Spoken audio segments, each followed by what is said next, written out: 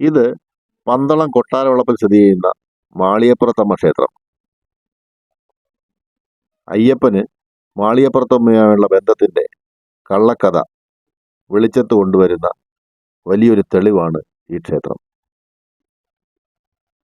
1000 വർഷങ്ങൾക്ക് മുമ്പ് തമിഴ്നാട്ടിൽ നിന്ന് വന്ന് രാജവംശം സ്ഥാപിച്ചവരാണ് പന്തളം പാണ്ഡ്യ രാജാക്കന്മാർ.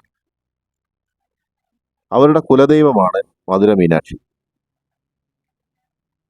പന്തളം രാജവംശം സ്ഥാപിച്ചപ്പോൾ അവർ മധുര മീനാക്ഷിയെയും അവിടെ കുടിയിരുത്തി.